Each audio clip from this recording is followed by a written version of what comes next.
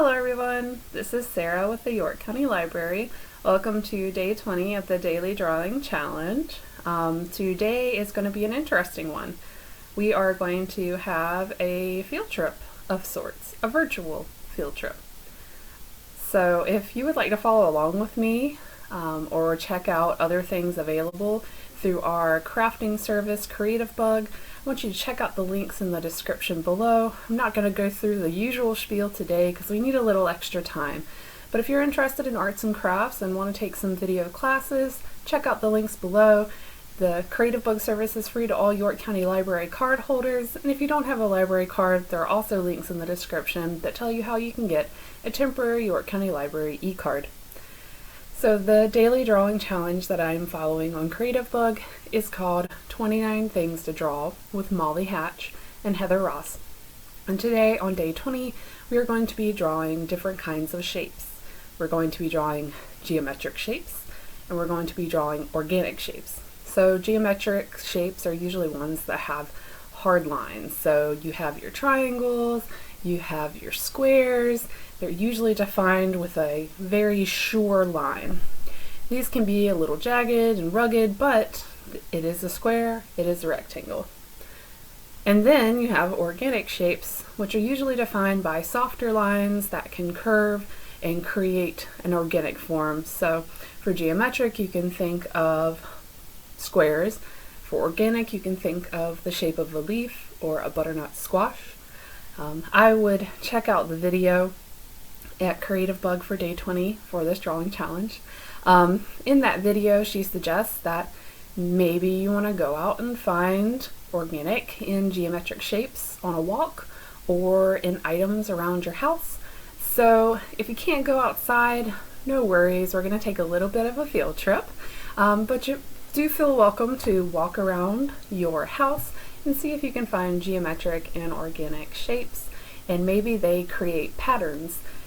This right here, this has blocks of color in it, so it's a bunch of squares and different colors put together, and that creates a pattern.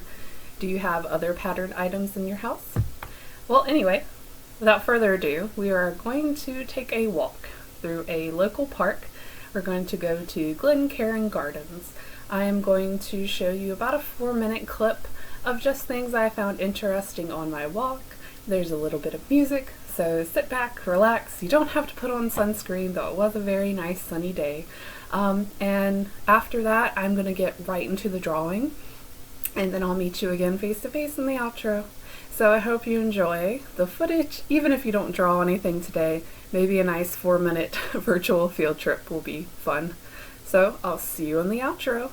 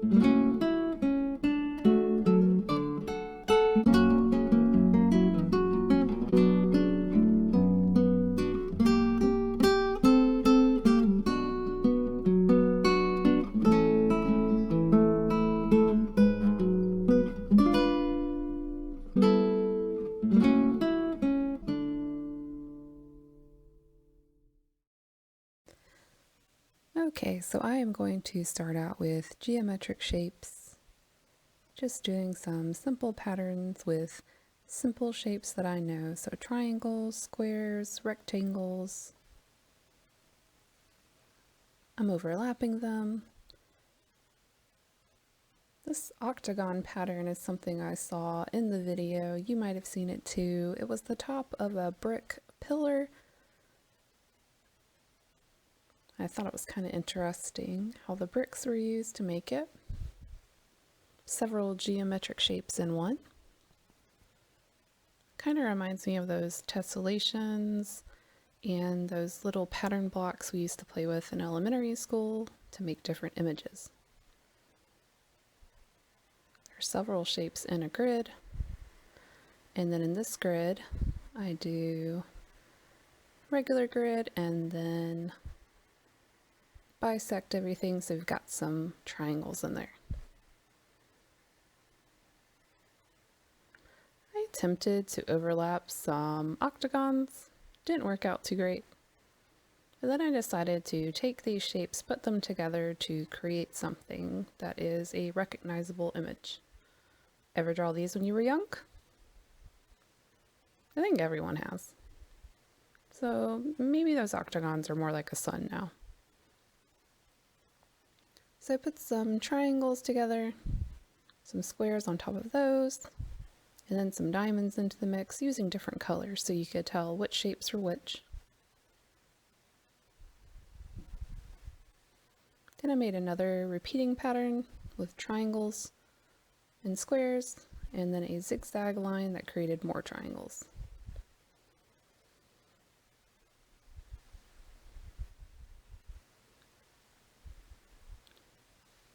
There were a couple of man-made things out in the virtual field trip, so I drew one from memory there before moving on to the organics. And I decided to give the organic page a little bit of flair and use this Tombow Brush Pin. The brush pen gives me a different range of marks I can make. This is one I really like to make. You can see I start out with a small line and then apply more pressure for thicker lines.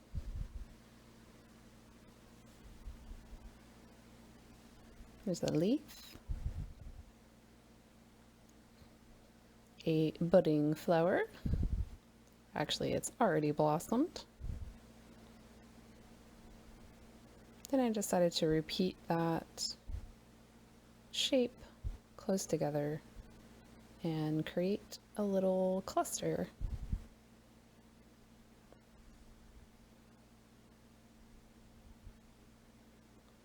Now a little different leaf, a leaf with more fluid motion. And I got some more kind of fern-like structures here. I really liked those. And I also saw some turtles, so I attempted to draw one. Gave him some little legs, a little tail, a little bit of a pattern. And I darkened the underside of his neck only and put him underwater. There was a blue whitish plant that I remember seeing, and so I decided to try to recreate that. And I really enjoyed looking at the tree that had the vines growing up it. I liked the pattern of the bark with the pattern of the leaves, so I tried to recreate that, just kind of a miniature here. Gave the pieces of wood a little bit of texture. I didn't want to cover up my turtle. I also really liked this flower that I found in front of the information center.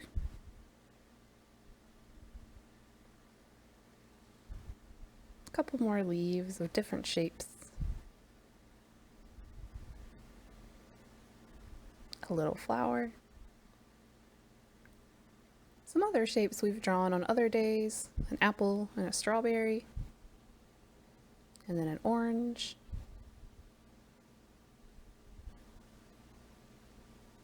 And some swirls. A couple more flowers. You could really just sit down and fill the page with some of these shapes. And you might do that.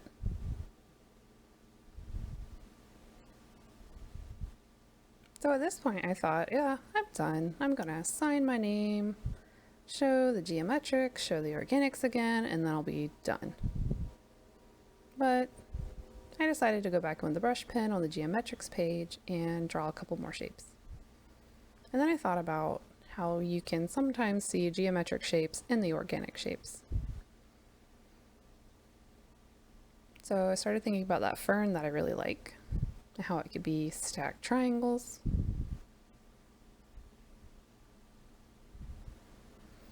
Or recreating that bark pattern with these chevron-ish like shapes.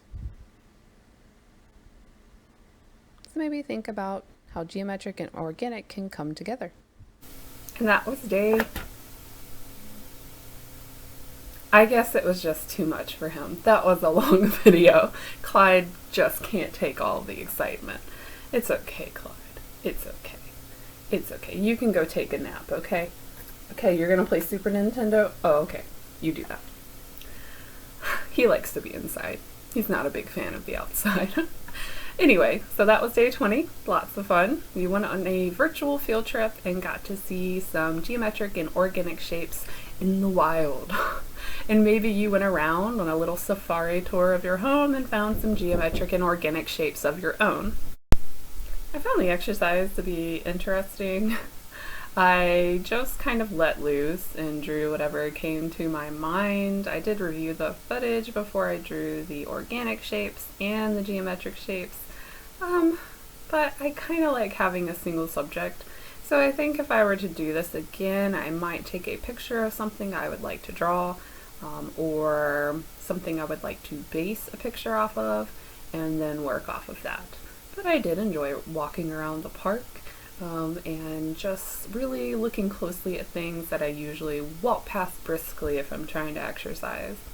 So I hope you enjoyed the virtual field trip and a look into geometric and organic shapes that are all around us. Tomorrow we'll be coming back to our little objects around the house. It's going to be pencils and push pins. So scrounge about in your office supplies and see if you have a few.